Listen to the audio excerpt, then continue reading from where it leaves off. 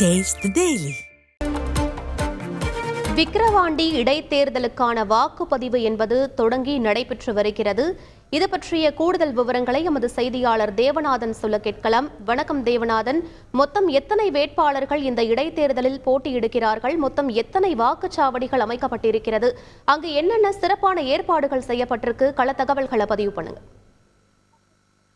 விழுப்புரம் மாவட்டம் விக்கிரவாண்டி தொகுதிக்கான சட்டமன்ற இடைத்தேர்தல் சற்று முன்பு துவங்கியது. இது பார்த்தோம் அப்படின்னா இந்த தொகுதியில இருந்த திமுக சட்டமன்ற உறுப்பினர் புகழ்ந்ததை தொடர்ந்து இந்த சட்டமன்றத்திற்கான இடைத்தேர்தல் தற்போது துவங்கி இருக்கிறது. இந்த விக்கிரவாண்டி சட்டமன்ற தொகுதி துவங்கியதற்கு பிறகு நடைபெறும் இரண்டாவது இடைத்தேர்தல் இது என்பது குறிப்பிடத்தக்கது. இந்த விக்கிரவாண்டி சட்டமன்ற தொகுதியில பிரதான எதிர்க்கட்சியான அதிமுக புறக்கணித்துள்ள நிலையில திமுக சார்பில் அன்னியூர் சிவா வேட்பாளராக நிறுத்தப்பட்டிருக்கிறார். அதே போல பாட்டாளி மக்கள் கட்சி சார்பில் அன்புமணி என்பவர் வேட்பாளராகவும், நாம் தமிழர் கட்சி சார்பில் அபிநயா என்பவர் வேட்பாளராகவும் நிறுத்தப்பட்டிருக்காங்க. இவங்க மட்டும் இல்லாமல் இவர்களுடன் இணைந்து மொத்தம் 29 பேர் களத்தில் இருக்கிற காரணத்தினால 2 மின்னணு வாக்குப்பதிவு இயந்திரங்கள் இந்த தேர்தலில் பயன்படுத்தப்பட்டிருக்கு. 276 வாக்குச்சாவடிகள் இந்த பகுதியில் அமைக்கப்பட்டிருக்கு. 44 வாக்குச்சாவடிகளை பார்த்தோம் அப்படின்னா பதட்டமான வாக்குச்சாவடிகளாக கண்டறியப்பட்டு அங்கு கூடுதல் பாதுகாப்பு ஏற்பாடு செய்யப்பட்டிருக்கு. மேலும் சுற்றுப்பகுதியில் இருக்கிற பல்வேறு மாவட்டங்களில் இருந்தும் இங்கு பாதுகாப்பு பணிக்காக 2500க்கும் மேற்பட்ட போலீசாரும் துணை ராணுவ படையினரும் குவிக்கப்பட்டுள்ளனர்.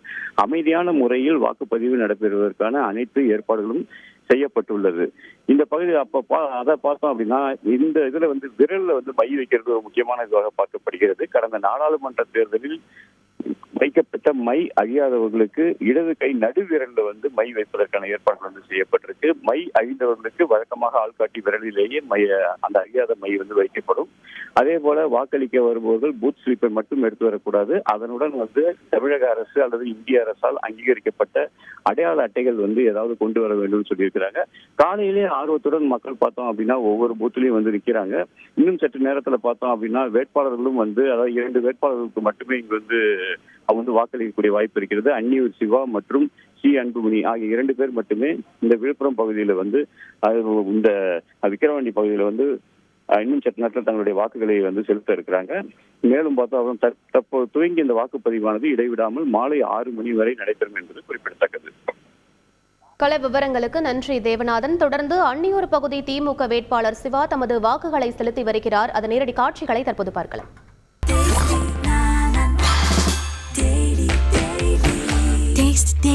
Taste the Daily.